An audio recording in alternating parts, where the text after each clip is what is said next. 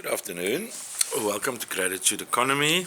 Today is, let me see on my phone here, it's 1828. That's a nice time.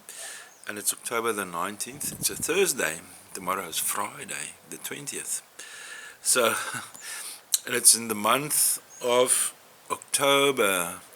The year is 2023. So I'm not sure whom of you are following world events. Shockingly, I think it's almost the second year now. Ukraine is at war with Russia, and obviously I'm not blaming the average Russian on the street. There's always some group or some person or somebody or like a collection of people who thinks it's a good idea to invade somebody else's country. Oh, by the way, this is episode 2 of my Financial Flow series. This is like a quick post. I don't add any glue to this. I mean, it's just me. I'm just talking. No music, no fiddles. It's just conversation. So if you follow the world history or what's going on, obviously we had the pandemic. All of you know about the pandemic. Then followed war in Ukraine, food shortage because of the breadbasket of Europe not being able to export their grain, the fields being blown up by the Russian army. And this is no hate speech here. I love the Russian people, I love the culture, I really love the Ukrainian people, Ukrainian culture. So it's not a personal thing, this is all world stuff, like governments and all that. Obviously the Ukrainians would like to defend their land, so they are at war with Russia, trying to push them out. Now, I think it was last week, attack on some event there in Israel. Now they're shooting each other as well. This is not cool. It's terrorism. I don't want to go into the history, but it is unfortunate that will also affect the world economy. So I think it's weirdly enough, just before the pandemic, I thought the world is really heating up too much, like there's such a million, if you go to a retail store, a million different products from China available on the shelves. I mean, everybody's just going for it on an economical level, and I thought, what's going to happen, like where does this end? When does this bomb explode, like so much going on. And then the pandemic hit us. I don't want to go into the history of pandemic either. The pandemic was the pandemic. Some people made a lot of money in the pandemic. Some people lost their jobs, lost their livelihoods. Some people lost dear ones, loved ones. Myself, my stepfather died from the COVID, so it touched a lot of us. I had COVID 3 or 4 times. Luckily, in the end of the weaker strains, I was very careful in the beginning. But nonetheless, let's leave a pandemic where it was, but that's where it started. So, and then obviously war in Ukraine, which struck me quite, I have some affinity to that strip of countries down there, and also those cultures, really rich cultures, such beautiful people, land-loving people.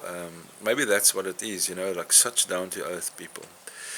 But anyway, so we got war in Ukraine. I spent a couple of years in Israel in the 89 and 90. So I know that area as well. I've traveled to both sides of, like the West Bank. I traveled all the way through Israel, traveled way down south in Israel. I didn't go into the Gaza Strip, but I went to a kibbutz right on the edge of the Gaza Strip. Those days it wasn't as bad, but there was some throwing of rocks, like I would drive through Ramallah once and there was rocks in the road, so I felt a little bit endangered, but I never had a problem, not at all. Spent 18 months there in Israel, traveled 65,000 kilometers with a little Peugeot I bought, brand new, and I sold it when I left. So that was that. but yes, so the Middle East does appeal to me. It is a beautiful part of our world, but with such unfortunate conflict. Okay, so now let me move on from there. So what we need to realize is that this down spiral of the world economy um, is going to affect us all. And most importantly, we need to be proactive. Now, what happened to me was I was working for an IT company, and their business during the pandemic, it was still okay, but later in the pandemic, it dropped. And then at the end of, like an after effect of the pandemic, business really got bad, and they couldn't pay me, or they said they couldn't pay me. So I think they lost some of their investors, and they couldn't put money into development, and outstanding amount there, and I still trying to get some of it back. But I think a lot of people, need to realize that things are going to change. So being proactive, I was a bit slow actually. Now I'm in the right place, but I wish I did this a whole year ago. I was living in a house that's too big for me. It was a big family house. All the kids grew up. They went their own direction, but I kept the house. Um, changed some of the rooms into offices and production rooms and a workshop and all that. But I should have actually much earlier started downscaling, because that would immediately drop my monthly, responsibilities. When I had the funds, I should have paid off my car, like in advance, while I was still getting a good pay. But you know how it is, you never expect things to go wrong. It can go wrong, and what does Murphy say? Everything that can go wrong will go wrong. And Murphy had play here. So everything that could go wrong did go wrong. So, and then I'm trying now to get my own business up, and because of the slow economy, it's very hard. People need the product. They ask for a quote for 5 units. They realize the price. Then they order one. I'm getting reasonable sales from abroad, but it's few and far in between. What I did realize is, like, if you do a Google search from, let's say, United Arab Emirates, I don't even show up. So they find my website on the Internet Archives. That's really interesting. So Google is very localized, and they don't expect to get what they need in South Africa. I mean, we're right at the bottom of Africa. So they think they'll find something in Europe and whatever, and they just don't hit my site. So, yeah, by luck or by divine intervention, some of them find me. I do a quote. People don't always trust something coming from South Africa. I don't know why. It's like this little tiny country, and what do they know? They don't know that we have electronic engineers there, and that we are actually very smart.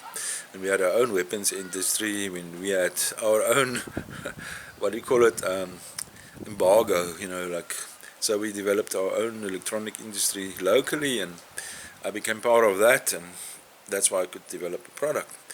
So, yeah, where am I going with this? So the point is this. Read the signs, update yourself on world events, and also remember, what I forgot to mention was there was a lot of fires in the southern parts of Europe. They had a very hot summer. There were some droughts. So, for example, let's say there's this winery in Italy that couldn't do a proper harvest. Just that will influence the part of the economy, and they couldn't take as many workers on. It's just a big thing. So that happens all over the world in different places, and the what do you call it, the global effect of it is humongous. So what I would suggest is, you don't have to listen to me, but what I would suggest is, try to minimize your monthly expenses. For example, go on the low bandwidth internet package, unless you really need it for your business or your work or whatever, your hobby or whatever. Um, Work on your medical aid scheme, try to get a cheaper one. If you have good health, try to get whatever you need. If your health is not good, go to whatever you can, because you can't really afford to pay extra, like get a top-up package. So either way, you must go up or down there, because if you, if there's an interrupt in your income, then you're going to suffer. You're going to struggle to pay anything in from your own pocket. Looking at your car, I've sold 2 cars, a little Hyundai. Sometimes I wish I kept the Hyundai because it was economical. I had an older Jeep. I sold that. I'm not worried about selling that Jeep. I had some problems. It was actually a restoration project. So during, when you have low income, you can't restore a car. I mean, that's like a very expensive hobby. I kept my newer Jeep, and I wish I paid it off beforehand, because now, obviously I'm a little bit behind on my payments, and the bank calls me, makes all kinds of threats and whatever. But that's what it is. So you don't want to go there. What else did I cut? Let me see. So I should have moved to a cheaper place, cheaper housing, maybe cut my rent in half, because now suddenly rent went up. So in the days when I could have made the choice, proactively, was 2 years ago, when I saw the signs, but I didn't read them. If I downgraded my living space then, my credit record would still be fine, and I could get a space for, let's say, 6,000-7,000 rand. I was paying 16,000 rand for my rent, so I could have then gone into a place, let's say, for between 6,000 and 8,000, so that's half the rent.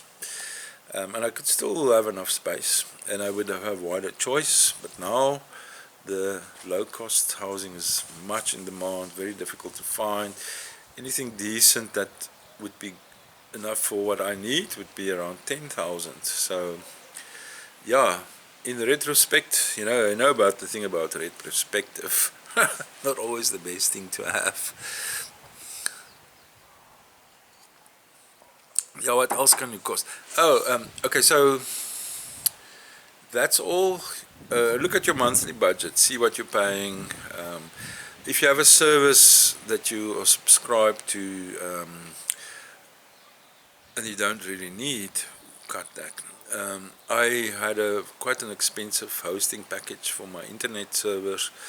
I could cut that by almost 75%, and I can still do what I need to do. So yeah, like if you cut, let's say you cut your budget by 10,000 rand, over a year you'll save 120,000 rand, which is quite substantial. I don't want to go into the food budget stuff, all that stuff. I know eating out is quite expensive, maybe rather cook at home. Yeah, I don't know. So if going out or having a meal somewhere at a restaurant is very expensive, and some places is quite economical, so weigh it up. Maybe don't go to the expensive places. Sorry guys, I don't want to knock your business, but maybe make that a monthly treat or something, Pick your supermarket right, see where the pricing is good. I know they're all much on a par, but it might be a little bit more better to shop for this year and shop for that day. These are all common sense stuff. But now the other thing, if you have kids in the house that grow up, they have different needs, and especially with kids, the need is specific now, but in another year or two they don't need it anymore, or it does change. So it's all temporary items that passes through their age, working through their ages. So you could start looking at buying second-hand or from marketplace. Substantial saving there. Things like furniture. I bought some new furniture, but those things already look a little bit crappy. The cat got a hold of it. It gets soiled up a bit. It gets damaged. Even though you try your best to look after it, look at second-hand furniture. Sometimes these older pieces are better wood. You could probably get second-hand furniture at a third of the price. Appliances, I'm not so sure about appliances, but depending on what it is, look for appliances online. Marketplace is good. There's what's that place, Gumtree. I'm not sure where's the best place to buy, but Marketplace works quite well. Just be careful not to get scammed, especially if you're selling. Then go through your garage, see what's not there. If you have 3 tents and the kids has grown now out of these tents, sell those tents. There's always somebody else with small kids. They want to buy the tent to play in the backyard. It's holiday now. They want to do a camp out, but just in the backyard. You can sell those little tents. Actually, I have 2 that I'm going to sell. 2 little tents. That's all from kids, like kiddie tents. Not really camping tents. So I don't fit into them. Sell that stuff off. If you do a specific hobby, you don't do it much. Got that old TV, you upgrade it from a 40-inch to a 55 or a 60-inch, and the 40-inch is now sitting in the garage or in the cupboard. Sell it. You can get good value for it. You can go to Cash Crusaders, they sell it, they'll buy it from you. Their formula is simple. If they can sell it for, let's say, 1,000 rand, they'll give you 500. Or you can go to a marketplace and you'll get something like 750 maybe. Just make sure, do a safe deal. I got a little bit trusting, and in the end somebody burned me. They gave me a false proof of payment, and I thought I got paid, but I didn't get paid, and I still need to follow up and lodge a case with the police and give the evidence I have, and at least it needs to go into the system. Then other things like your insurance, go back to your insurance, make sure you have the best quote you can get, cut a little bit. Once you've sold some stuff off and your household content is worth less, which reminds me I need to do the same thing, you can reduce your coverage, and so shop around. Maybe if you can get like a broker who can shop around for you for good insurance. That's one place you can save, because insurance is needed for your car, for example, but also it's an extra. So if your security is fine, really just insure for what you need. Don't try to make this a business of, I'm going to get robbed and I want new furniture. Not going to work. Monthly, you pay for that stuff. So that's more or less what I can think of. Just be proactive. I kind of learned the hard way. I wish I was where I'm now, 2 years ago actually. I didn't want to accept that things changed, and I didn't want to go back into IT. I'm sure there was. I resigned from my IT job. It was too much of a rat race. I could have probably looked for another one, but I'm 62 now. I'm officially actually retired. Unofficially not. I don't want to retire, but I didn't want to accept it's going to change, and I thought it will get better. But in many cases it won't. You might be in a business, have a job that is much in demand, like a medical service or whatever it is, or retail or whatever. But there will be a shrinkage. In general, people will, the expendable income will reduce, so they will spend less on, whatever they can buy. And some will be forced into it. Some will do it willingly, some will be forced into it, but it will shrink.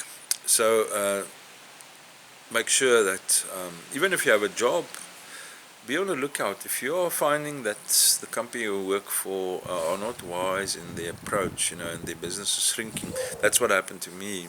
I saw their business shrinking, but I didn't respond. So you must look after yourself. Make sure, even if you start a sideline, start your own business, start it while you still have an income, because by surprise it might catch you overnight. Like they say, sorry, we've got to let people go, or sorry, we can't pay you this month. That's your sign. Then make a plan immediately. Start reducing your monthly income, your monthly expenses. It might not last forever, but remember, we live in a very material world. We don't have to have the smartest car, we don't have to have the smartest clothes, we don't have to have whatever is new and shiny, the smartest phone, that iPhone 14 or whatever it is. Decide what you can let go. Because all of these material things does not make you a better person or makes you more important, or it doesn't matter what your friends think. It's like you think you must get the smartest phone because you'll look important with your friends and all that, but really it's not important. It's you are a human being, you're your own person, you have a personality, that's the stuff that counts.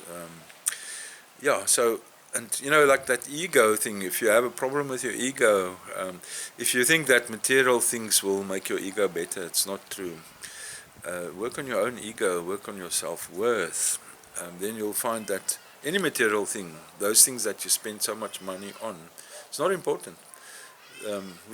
I'm living on the coast, so the beach is there, I can just go there, walk around. I don't buy clothes, I wear only black t-shirts, I have black shorts, and sometimes I wear a denim. That's my wardrobe, and I never feel like I'm not dressed well enough. I don't have to have shiny smart shoes. It's not necessary, it doesn't make me more. It's just me. You just need to be confident in yourself, be who you are, and radiate that personality, that special person you are. If people start judging you because of how you look or appear or what the stuff you have, sorry man, you got the wrong friends. Find some new friends. That's my story. So I'm trying to spread awareness, share my learning, how I've learned the hard way, actually make people aware, and buy it, don't buy it. That's how it is. Good advice from me, I hope. It's free, and take it or don't. Okay, so that's my story for today on Financial Flow, episode number 2, and I wish you all the love in the world, all the love you deserve, which is a hell of a lot. May you be blessed, may you be guided, and this channel is called Gratitude Economy. Let's be grateful for the small things.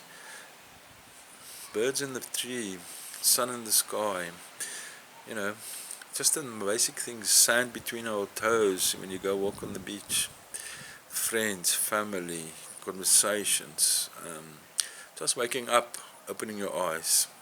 That's the most amazing things in life. Okay, so I'll see you next time. Maybe I'll think of something to say, and then I'll post it.